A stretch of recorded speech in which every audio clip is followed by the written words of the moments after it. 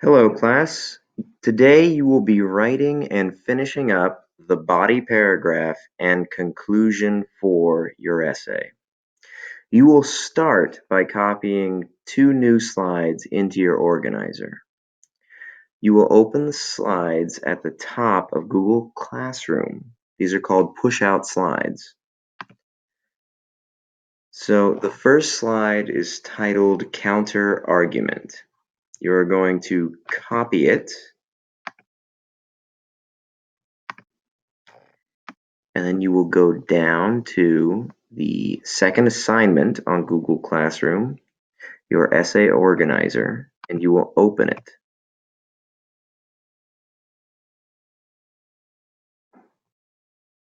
Once you get here, you will paste that first slide titled Counter Argument. We will not do anything with it until later, so you're just going to leave it alone for now, and you're going to go back to the push-out slides and click on the second slide titled Conclusion. You will copy that and then paste it below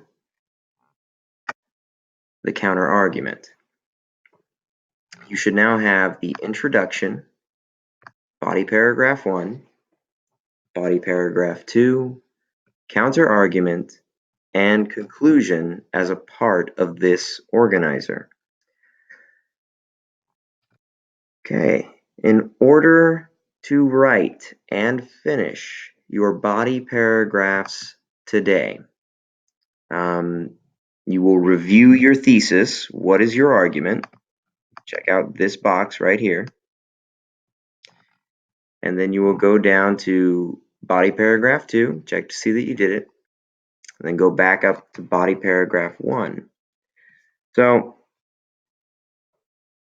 you want to make sure that you've written down two reasons that support your thesis. These are in body paragraph 1 and 2.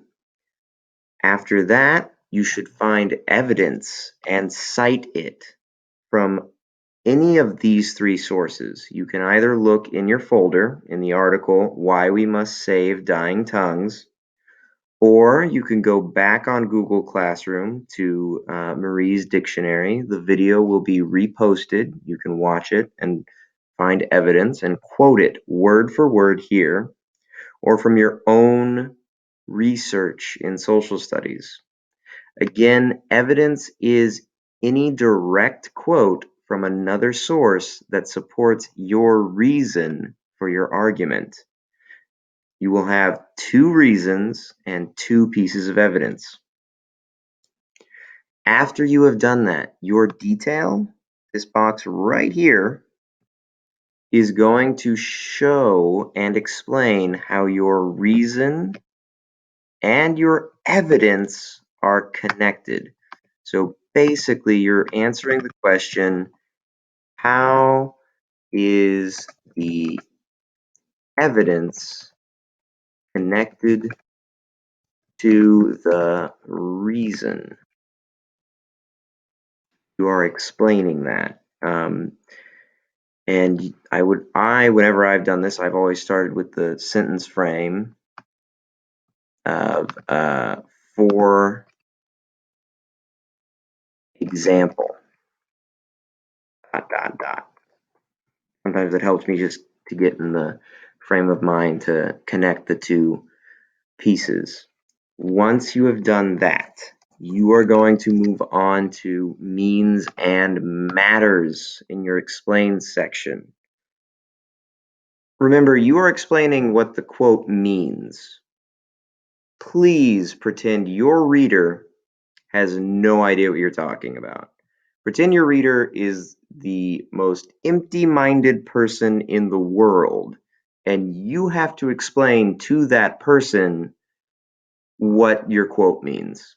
What does your evidence mean? You have to basically, in your own words, say what it means. So you're paraphrasing. And then why does it matter? How is it connected to your argument? Why is it important? And why should the reader even care? That is what you are doing in your explanation. You're explaining what it means, and you're explaining why it matters. When you have finished body paragraph 1 and body paragraph 2, you will go on to the conclusion at the bottom. The conclusion is a lot of rewording and rephrasing what you've already written in order to remind your reader what's going on and why you're arguing. Again, as I always say, pretend your reader's an idiot and then go from there. So you have to remind them what your argument is. Your reader can't remember a single thing. So you have to restate and reword your thesis or your argument. And then, because your reader can't even remember what your thesis is, you have to remind them of your first reason and why that argument matters. And then, because your reader still has some doubts, you have to say, hey, here's the other reason and why that matters. So you are rewording those two ideas in a way that helps to make even more sense to your reader who doesn't know what's going on in the world. And then down below for your conclusion, you have to explain to your reader in a conclusion why they should agree with you. And if you are for endangered languages, that means that if you believe that taxpayer money should be used to support endangered languages, you will use this sentence starter titled Endangered Languages Have Many Benefits and. Or, if you are against using taxpayer money to support endangered languages, you will be using this sentence starter titled Endangered Languages Are Important, but.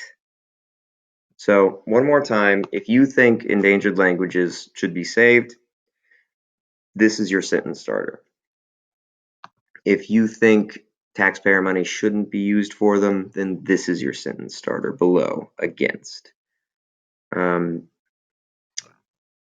I hope that you are able to get through as much as you can today in the time that you have, and good luck. If you have any questions, remember that before you ask them, remember that body paragraph 1 and 2 are basically race paragraphs.